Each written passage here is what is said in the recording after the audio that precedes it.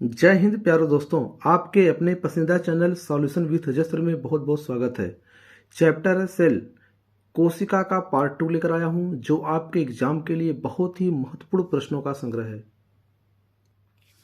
आइए देखते हैं पहला क्वेश्चन। स्क्रीन पर लगा हुआ पहला क्वेश्चन है, कोशिका में 80% से अधिक पाए जाने वाला पदार्थ कौन सा है? प्रोटीन है, ऑप्शन बी है खनिज है, ऑप्शन सी है चर्बी है, ऑप्शन डी है जल। तो कोशिका में सबसे अधिक मात्रा में अगर पाया जाता है तो सबसे अधिक मात्रा में पाया जाता है जल। राइट आंसर होंगे डी। नेक्स्ट क्वेश्चन है, प्लाज्मा झिल्ली के तरल मौजक मॉडल की प्रस्तावना किसने दी थी? कैम्बले गोल्जी ने दिया था, सिंगर एवं निकोलसन ने दिया था, रॉबर्ट ब्राउन ने दिया था, स्लाइडेन एवं स्वान ने दिया था। तो कैमिलो गोल्जी जो है गोल्जी काय की खोज करता है। रॉबर्ट ब्राउन जो है न्यूक्लियस के खोज करता है, केंद्रक के। स्लाइडेन एवं स्वान इन्होंने कोशिका का सिद्धांत दिया था। तो राइट आंसर होगा बी, सिंगर एवं निकोलसन ने प्लाज्मा झिल्ली के तरल मौजक मॉडल का प्रस्तावना प्रस्तुत किए थे। नेक्स्ट क्वेश्चन है, चिकनी अंतःप्रद्रव्य जलिका इंडोप्लाज्मिक रेक्टुलम बोलते हैं के अनुपूरक कार्यों में से एक कार्य है। प्रोटीन का संश्लेषण करती हैं, लिपिड्स संश्लेषण करती हैं, जैव अणुओं का भंडारण करती हैं, विषैले पदार्थों का निर्वसीकरण करती हैं, विषैले पदार्थों को बाहर निकालती हैं। तो राइट आंसर होगा डी। नेक्स्ट क्वेश्चन है, कोशिका में फास्फोलिपिड्स एवं कोलेस्ट्रॉल की संश्लेषण करने वाला कोशिकांग कौन सा है? कणिकामय अंतःप्रद्रव्य जलिका, अकणिकामय अंतःप्रद्रव्य जलिका, सी ऑप्शन है गोल्जी काय, ऑप्शन डी है राइबोसोम। इसका राइट आंसर होगा अकणिकामय अंतःप्रद्रव्य जलिका। यह अंतःप्रद्रव्य जलिका होता क्या है? इसको बोलते हैं इंडोप्लाज्मिक, इसको बोला जाता है इंडोप्लाज्मिक रेक्टुलम। इन्हें कहा जाता है प्लाज्मिक रेक्टुलम। इसे कहते हैं एंडोप्लाज्मिक रेक्टुलम कहते हैं। अब ये कितने प्रकार इसे बोलते हैं? आंतरिक कोशिकाओं का कंकाल बोलते हैं, कंकाल बोला जाता है। इसे कोशिका का आंतरिक कंकाल भी कहा जाता है। यह दो प्रकार की होती हैं, एक होती है स्मूथ, एक स्मूथ होती है, एक होती है रफ। ये जो स्मूथ होती है इसमें कार्बोहाइड्रेट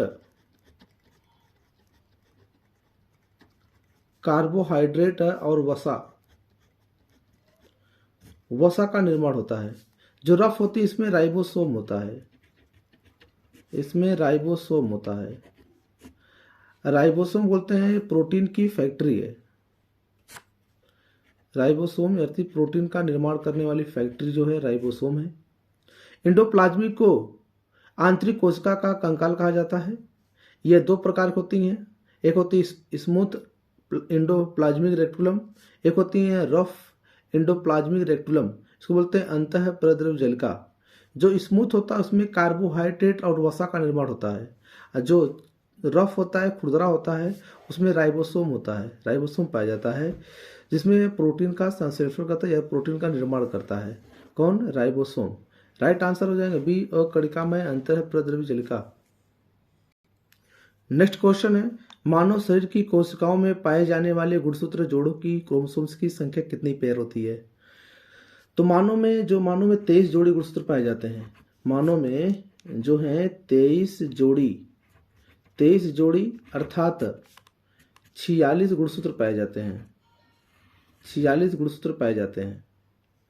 ये जो 23वां जोड़ी गुणसूत्र होता है, 23वां जोड़ी गुणसूत्र जो होता है उसे बोलते हैं लिंग गुणसूत्र।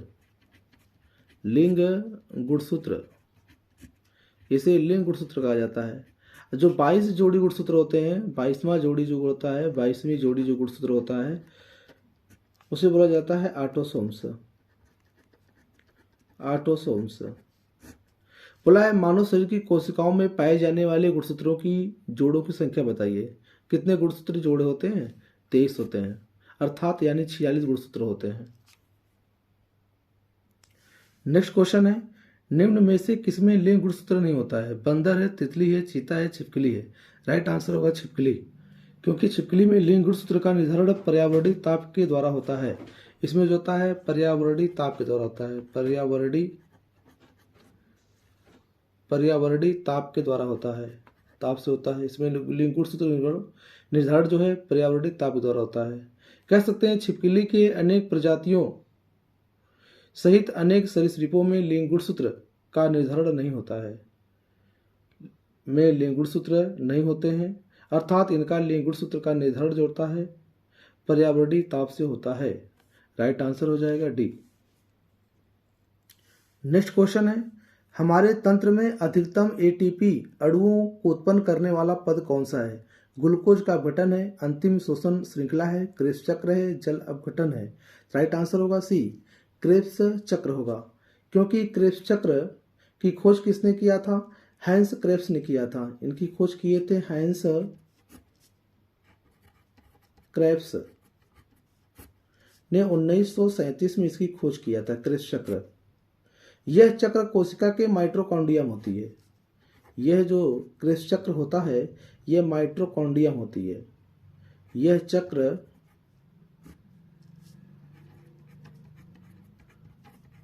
कोशिका के माइटोकॉन्ड्रिया में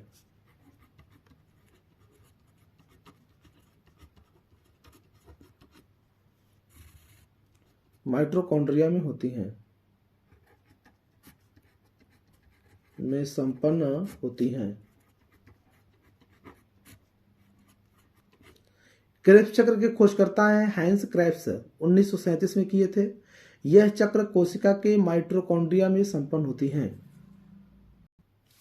नेक्स्ट क्वेश्चन है, डिक्टियोसोम है, राइबोसोम का एक वर्ग है, कसाभी के संलग्न होने का स्थान है, कोशिका कणिकाएं हैं, गाल्जिकाएं हैं। तो डिक्टियोसोम किसे कहते हैं? कोशिका में राइबोसोम कह सकते हैं। इसका राइट आंसर होगा गाल्जिकाए। गाल्जिकाए के जो खोजकर्ता हैं कैमिलो गॉल्जी हैं, कैमिलो गॉल्जी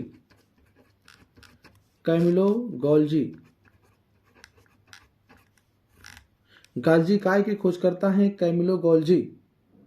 गाल्जिकाए को पादपों में डिक्टियोसोम कहते हैं। गाल्जिकाए को जो पादपों में पादपों में डिक्टियोसोम कहते हैं। नेक्स्ट क्वेश्चन है, कौन से कोशिकांग पादप एवं जंतुओं कोशिकाओं दोनों पाए जाते हैं?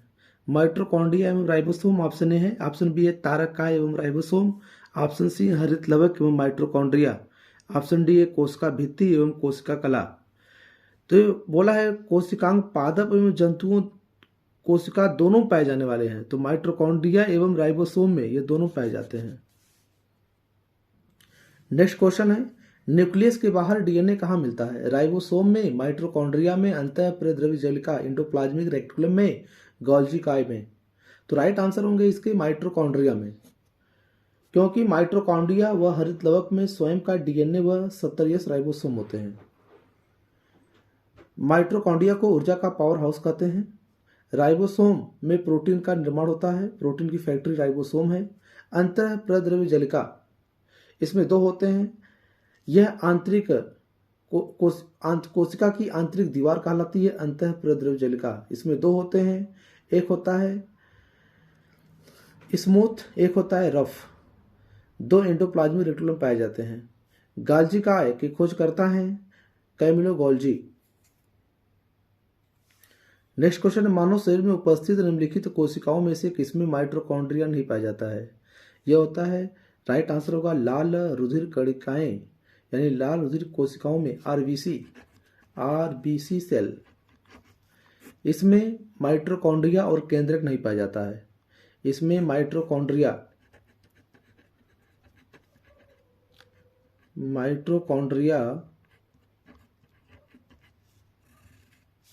और केंद्रक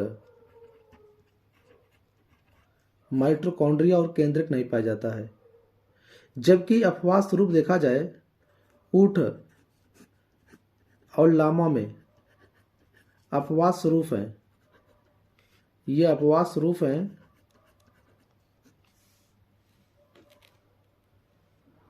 अपवाद स्वरूप ऊंट और लामा के आरबीसी सेल कोशिकाओं में माइटोकॉन्ड्रिया और केंद्रक पाया जाता है। माइटोकॉन्ड्रिया और केंद्रक पाया जाता है, जबकि मानव के शरीर में आरबीसी जो सेल हैं उनमें केंद्रक और माइटोकॉन्ड्रिया नहीं पाया जाता है। नेक्स्ट क्वेश्चन है, निम्न में से कौन सा कोशिकांग केवल पादप कोशिकाओं में उपस्थित रहता है? लाइसोसोम, कोशिका झिल्ली, प्लास्टिड, माइटोकॉन्ड्रिया। राइट आंसर होंगे प्लास्टिड्स। अगर लाइसोसोम की बात करें, लाइसोसोम में एक जल अपघटक एंजाइम पाया जाता है जो कोशिकाओं का विनाश कर देता है। अगर जल अपघटक एंजाइम लाइसोसोम से निकल जाए, जो कोशिकाएं शरीर में कार्य नहीं करती उन कोशिकाओं को नष्ट कर देता है। नेक्स्ट क्वेश्चन है, हरित लवक के किस भाग में प्रकाश संश्लेषण की प्रकाश क्रिया संपन्न होती है? यानी स्ट्रोमा में, थाइलेकाइट्स में, ग्रेना में, झिल्ली में। जो किस भाग में बोला है प्रकाश संश्लेषण की अपक्रिया होती है? राइट आंसर होगा ग्रेना में होती है। नेक्स्ट क्वेश्चन है, निम्न में से कोशिका नियंत्रण केंद्र किसे कहते हैं? कौन है कोशिका का नियंत्रण केंद्र है? सेल का नियंत्रण केंद्र कौन सा है? राइट आंसर होंगे केंद्रक। प्लाज्मा को ही कोशिका का नियंत्रण केंद्र कहा जाता है। यह प्लाज्मा झिल्ली है, प्लाज्मा झिल्ली नहीं होगा। लाइसोसोम्स ये भी नहीं होगा। क्रोमोसोम्स ये नहीं होगा। ये क्रोमोसोम्स हैं जिसे बोलते हैं गुणसूत्र।